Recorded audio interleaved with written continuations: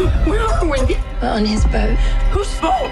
I don't think you want to know. Congrats on this film. I was reading this is your first time directing in about a decade, if I'm not mistaken. What did you learn about yourself as a storyteller during that time away? And what about the Dangerous Animals scripts made it the right story to get back in the game? I think I learned that I needed to make a shark film earlier. I mean, I'd written, a lot of scripts and optioned all of them. But sometimes, if you see my other films, they're humans hunting other humans, and Hollywood is very risk averse. So even though you can sell an option, it doesn't mean you necessarily get the financing. And so as soon as this crossed my desk and I read it, and this fusion of shark film and serial killer film that felt like conceptually it could just be written on a napkin and sell. So from a market perspective, I was like, wow, this is a chance to kind of, capture those two really popular kind of horror subgenres and expand kind of the demographics. So it seemed really exciting. But the thing that got me the most was the shark conservation angle, on the fact that this is the first shark film ever where the shark is not the monster, like man is the monster. And I just found that so exciting, because as much of a masterpiece as Jaws is, it's kind of done a disservice to the sharks. And pretty much every subsequent shark film, sharks are just hunting people, and that's not true. And in this film, you're safer in the water than you are on the boat, because we're really the bad guy. Yeah, I wanted to talk about Tucker, a complete sociopath, and a charismatic sociopath at that too. We see some moments at the beginning where he's singing along, the baby shark do and all that kind of stuff. Talk to me about developing the psyche of Tucker and why Jai Courtney was the perfect man to play this role.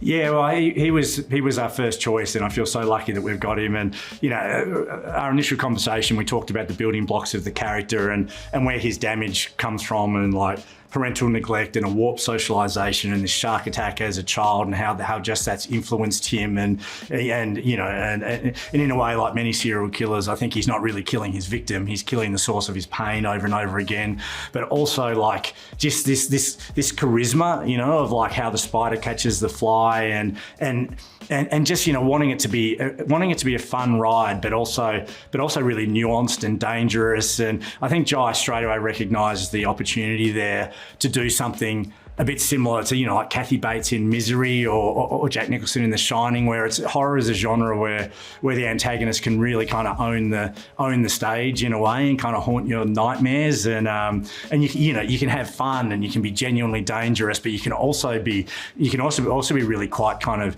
nuanced. And he's such a great actor in terms, he's been in enough of these big franchises where he knows the difference between a movie line. So like Welcome Aboard, he's like, yeah, this is for the audience, isn't it? And then he knows the other moments to kind of look inward, and so yeah, and also he's physically so intimidating. There's just a natural danger to him, because he could just he's got that kind of grizzly bear power where he could just kill you with a punch. Yeah, when he was doing that dancing around in his boxers, that was the scariest moment for me. I was like, this dude, he's a beast. I'll wrap with this. We talked a lot about the story. I want to talk about the production, how you were able to shoot this film. I'm assuming the sharks were CGI? No, they're not. Every shark that you see underwater is a real shark. That's like we had a shark researcher, and the film was storyboarded, and we had visual references and plowed through hundreds of hours of shark footage to find sharks that would actually work with the point of view. And a lot of it was just done in the grade and blending water or rotoscoping out sharks and then putting them in with the actors. But everything you see underwater is real. Fins above water are CGI, just because it's impossible for the blocking. I was gonna say, when you're dangling your actors, there's no sharks actually under there, right? No, okay. But sometimes we'd have divers in there. But yeah, so what you assume is CGI is actually real 4K shark footage that we have integrated into the film. So, and they've got scars the same way as humans have scars. That was so important to me, that like our scars are a big part of our personality, and you never see that in shark films. The sharks are always pristine and almost like a slick video game, but I wanted them to feel documentary real, because then it's relatable and it's scarier, Did you go out into like the ocean to shoot, or were you on like a secluded pool area? It was a combination, but we went out to the ocean for real. Like we were in the middle of the ocean with pontoons for 2 weeks of night shoots, which was just incredibly punishing, and a lot of the crew was seasick and had balance issues.